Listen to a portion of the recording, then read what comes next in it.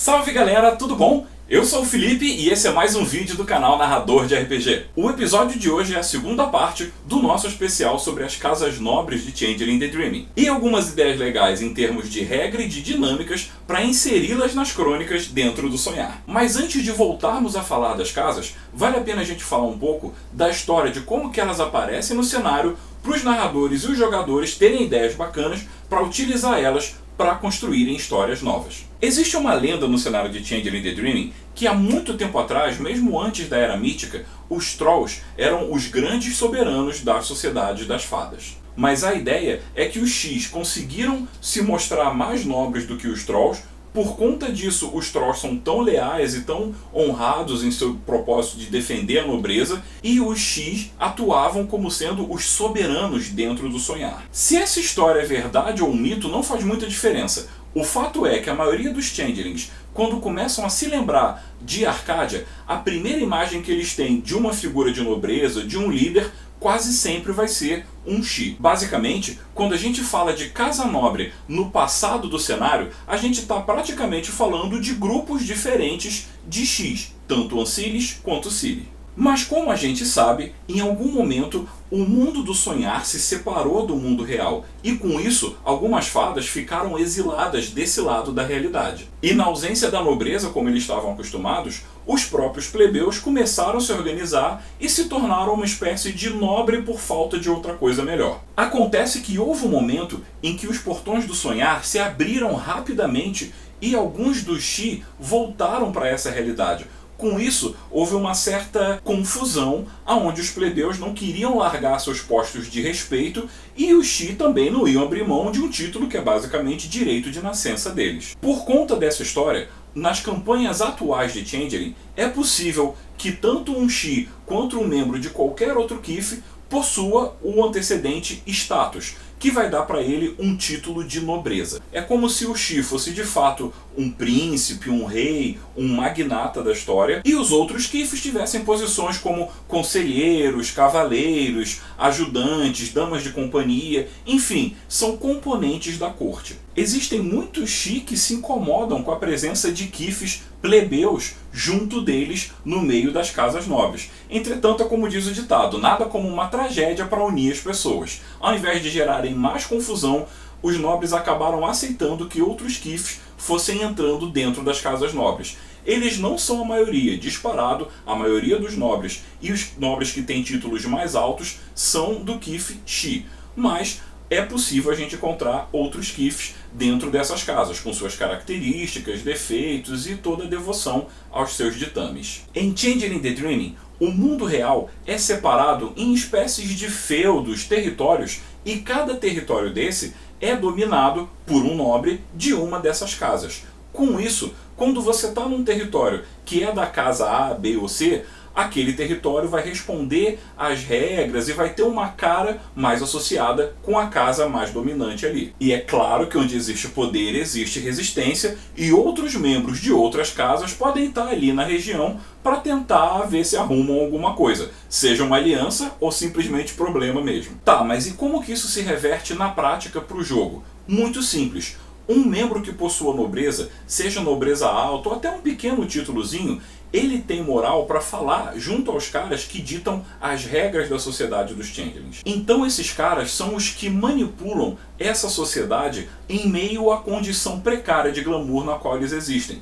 Isso pode dar ideia para o narrador, por exemplo, criar uma história onde um diplomata, um embaixador de alguma das casas, precisa entrar no território em que o jogo está acontecendo e a casa dele não está muito bem com a casa dominante. Daí os jogadores agiriam como mensageiros, fariam o papel de homem do meio. Uma outra possibilidade seria que uma casa, na desconfiança de uma casa adversária estar preparando um ataque, solicitasse aos jogadores para irem lá investigar. Também existe o clássico onde duas casas não se entendem e os jogadores precisam tentar fazer com que elas se ajudem antes que uma ameaça maior do que essa diferença política possa vir e pôr tudo a perder no território em que o jogo acontece. E se o narrador tiver especialmente sádico, ele pode simplesmente pegar um nobre que faz uma tremenda porcaria dentro do reino, bota a culpa nos jogadores e é claro que todo mundo vai querer babar o ovo do nosso nobre e acabar fazendo uma história de fuga do território junto com um grupo de jogadores, onde eles precisam provar a inocência ou tentar pular fora antes que a confusão chegue até eles. Essas ideias que eu falei aqui são temas bem clássicos em jogos de fantasia, ou até mesmo outros jogos do mundo das trevas. Sempre que você tem dois grupos, eles podem fazer um monte de coisas e por conta dos interesses deles, os jogadores acabarem se envolvendo numa trama muito maior. Todas essas ideias podem funcionar para você inserir as casas nobres dentro do seu jogo, seja como um narrador ou como um jogador que quer fazer parte de uma.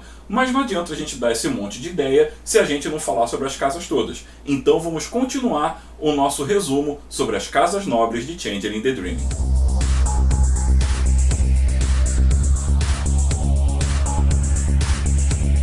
Quando o glamour começou a retornar ao mundo aos poucos, a Casa Gwydion foi uma das primeiras a chegar na Terra para tentar retomar o seu lugar de poder. Apesar da resistência que os plebeus têm a esse tipo de nobre que quer retomar o seu posto depois de ter fugido para Arcádia, os membros da Casa Gwydion conseguem isso com relativa facilidade porque eles têm uma tradição de serem excelentes líderes, grandes nobres, e eles lideram a partir da honestidade, da sabedoria e, quando preciso, da força. A grande qualidade deles é que eles impõem esse mesmo tipo de atitude aos seus súditos, por isso eles conseguem identificar quando alguém está contando uma mentira para eles. O defeito deles, entretanto, é que eles são muito ligados a essa nobreza, então eles são obrigados a se vingar de qualquer insulto ou ato desonrado que aconteça sobre eles ou sobre o nome dessa grande casa. Mas nem todos os nobres se importam tanto assim com o mundo das fadas.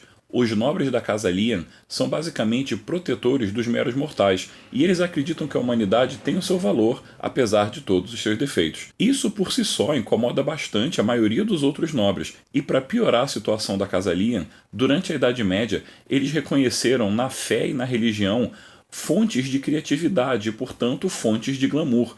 Por causa disso, essa casa sempre teve muito problema com os outros nobres. Afinal, eles veem os mortais como meras fontes de glamour e a religião como uma verdadeira ameaça. Entretanto, a Casa Lien permanece firme em sua decisão de tentar proteger os humanos e mostrar para as outras fadas que eles possuem um valor próprio, além de serem meras baterias de glamour. Como eles possuem essa postura quase de um padre ou de um clérigo, eles podem de fato reduzir a banalidade de um humano simplesmente tocando ou impondo as mãos. E no caso das fadas, eles podem reduzir as penalidades de pesadelo, que é uma mecânica interna de Changeling que pode atrapalhar bastante a vida dessas criaturas. Entretanto, toda essa proximidade com a humanidade fez com que a Casa Lien também começasse a ser infectada pela banalidade. Por isso eles começam o jogo com a banalidade um pouco mais alta do que os outros nobres. Mas eles não são os únicos a se importarem com outras raças além dos próprios Changelings. Conheçam os muito sinistros nobres da Casa Baelor. Esses soberanos temíveis são apaixonados pela sensação de horror que o sonho pode causar e aproveitam isso para se alimentar dos humanos que estão em volta deles. Isso se deve à ligação que eles têm com criaturas muito antigas chamadas Fomorians. Essas criaturas seriam agentes da banalidade e uma das grandes causas de Arcádia ter começado a ter problemas e de o mundo começar a perder glamour. Eles são os grandes vilões dessa história. Entretanto, a familiaridade com essas criaturas fez da Casa Baelor uma casa nobre muito poderosa, sem escrúpulos, sem piedade e sem limites, sendo bem capazes de liderar as fadas em situações de crise, na marra e na força. Eles são tão sinistros que eles possuem uma espécie de resistência ao ferro frio, e o defeito dessa casa é que eles apresentam algumas deformidades, tanto no corpo como na força de vontade deles, que nunca pode passar de 6. Acontece que eles acabam se orgulhando dessas deformidades como se fossem marcas das criaturas superiores que eles anseiam ser. E isso nos leva a pensar muita coisa. Vale a pena a gente fazer uma observação sobre esse conteúdo da Casa Baelor. Na real, quando a gente está falando de Fomorians, que são essas criaturas sinistras associadas ao passado de Changeling durante a Era Mítica, os jogadores de lobisomem que tiverem assistido esse vídeo provavelmente vão estar se perguntando se os Fomorians têm alguma coisa a ver com os Fomori que aparecem em Lobisomem ou Apocalipse. E eles têm sim. Na verdade, os Fomori de Lobisomem são como versões extremamente enfraquecidas dos Fomorians originais. Essas duas criaturas possuem uma vontade, um desejo de corromper o mundo à volta deles e tornar tudo mais podre, mais mórbido, mais morto. E se a gente está falando de corrupção e morte, entra aí mais um cenário nesse crossover sobre os Fomori. A descrição dessas antigas criaturas chamadas Fomorians dentro de Changeling é muito parecida com a descrição dos Malfians, que são talvez os grandíssimos vilões do mundo das trevas, que são aquelas criaturas que estão adormecidas no labirinto que circula o abismo de Wraith the Oblivion. Essas associações que eu fiz aqui não são necessariamente oficiais, mas as dicas e as referências que umas fazem às outras fazem com que essa conclusão seja bem razoável. Tá, mas na prática que diferença isso vai fazer em jogo? Cara, se você tem uma corte que está associada com um dos piores inimigos de lobisomem, com o pior inimigo de Changeling e com um dos piores inimigos de Wraith, que representa um dos piores inimigos do World of Darkness inteiro, toma cuidado. Mas o barato dessa corte é que eles não são necessariamente vilões. Muitos deles estão interessados em pegar esse legado e transubstanciar em alguma outra coisa. Mas vamos combinar que alguns deles são bem corruptos mesmo. Então, seja para fazer um anti-herói, um tremendo vilão, ou um personagem para deixar os jogadores sem saber direito qual é a dele, Casa Baylor pode ser uma boa pedida. Essas e outras ameaças no sonhar fazem com que os membros da Casa Billman sejam muito necessários. Esses ocultistas acabam funcionando como espécie de investigadores, mas ao invés de simplesmente buscar conhecimento, a Casa Billman busca aplicar ele na prática. Com suas habilidades, eles se tornaram uma espécie de caçadores dos membros das Cortes das Sombras, e com isso eles se desligaram um pouco da política. E tudo isso desenvolveu neles umas espécies de sentidos místicos que permitem até que eles façam certas profecias. E isso está ligado à qualidade deles. Além de terem certos bônus em percepção, eles podem receber, uma vez por jogo, uma espécie de sonho profético enigmático que pode conter bastante ideia para a história e pistas do que o narrador está pensando em colocar no jogo. Mas toda essa atitude faz com que eles acabem atraindo os membros da Shadow Court, que conseguem senti-los de longe e assim acabam planejando emboscadas, hostilidades ou problemas para cima desses nobres. Já os interesses da Casa Lianan são outros. Eles estão bem mais preocupados em serem inspirações para as artes e para a cultura que está no mundo. Eles se dedicam ao prazer, à sensualidade, ao abandono nesse tipo de hedonismo e inspiram artistas a sentirem o mesmo. Com isso, eles acabam sendo grandes patronos das artes no mundo. Eles estão por trás de grandes artistas e também por trás dos sumiços desses artistas. Uma vez que eles se entediam, eles usam aquela forma de alimentação que destrói o sonho daquele artista e partem para o próximo grande astro do momento. Muitos nobres acreditam que a Casa Lianan seja meramente um grupo de hedonistas, entretanto eles se enganam. É uma das casas mais poderosas e que governa através da surdina. Como eles mesmos falam, quem controla a arte controla a cultura, e quem controla a cultura acaba direcionando o caminho de um povo. Com isso, a Casa Lianan conhece muito bem os segredos de ser sedutor, de ser inspirador e ganham bônus em carisma e em testes sociais, o que tornam eles bastante poderosos nesse sentido. Acontece que os nobres dessa casa possuem uma maldição que faz com que eles envelheçam às vezes 1 ano no período de semanas. Para evitar isso, eles precisam se alimentar de glamour, mas como eles são muito ligados ao glamour artístico, não é qualquer glamour que pode alimentá-los, então eles possuem uma série de restrições e devem lidar com isso se não quiserem envelhecer várias décadas no período de poucos anos. Mas se as paixões da Casa Lianan acabam inspirando alguns dos humanos, o amor dos humanos também pode ser perigoso para as fadas, e isso é o que mostra a Casa Varik. A temática dessa casa é o amor amargurado, e a maioria dos seus nobres são changelings que já tiveram um grande amor que foi despedaçado. Uma vez que eles tenham sido recusados pelo grande amor, eles acabam se apegando muito mais à lógica, ao raciocínio, e com isso eles desenvolveram uma espécie de habilidade de reconhecimento de padrões em tudo no mundo. Jogo, debate, futebol, inclusive guerras. E essa é a grande qualidade da Casa Varik. Se eles passarem alguns turnos analisando o oponente deles em qualquer situação, eles começam a ganhar bônus em cima desses oponentes, como se eles estivessem vendo a programação daquele cara e aprendendo onde aproveitar os erros dele. Entretanto, todo esse ar frio faz com que eles tenham algumas penalidades em empatia e os tornam incapazes de amar. Isso, além de ser um gancho legal para algumas histórias, faz com que que eles não possam fazer alguns juramentos que envolvem as cessações de amor, e isso é uma tradição bem importante para as fadas em algumas situações. E finalmente chegamos a uma das casas mais misteriosas do jogo, a Casa Danann. Esses nobres, pura e simplesmente, nunca saíram de Arcádia. Talvez eles ainda saibam o caminho e são a certeza de que Arcádia de alguma forma ainda existe. Esses nobres, ao mesmo tempo, são bastante poderosos, mas também nunca apareceram no Sonhar até recentemente. O conteúdo deles é tão bacana que a gente vai explicar um pouco mais sobre a Casa Danann num vídeo bônus que vai vir aí pra frente.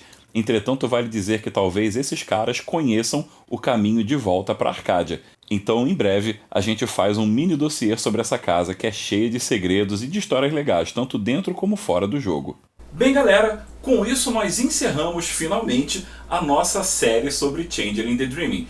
Toda essa história começou com alguns vídeos de introdução, a galera foi curtindo, foi pedindo mais, e agora sim a gente tem bastante material de jogo. Se você quer fazer uma crônica ou vai começar a jogar esse jogo, dá uma assistida ou recomenda os vídeos dessa série para os jogadores novos, que vai ser um tremendo atalho para que eles já entendam a pegada do jogo e já comecem a criar crônicas bacanas nesse mundo bizarro de fantasia moderna. O canal Narrador de RPG vai fazer uma pequena pausa, provavelmente de 2 ou 3 semanas no máximo, e depois a gente já volta com algumas novidades, e algumas novidades bem bacanas.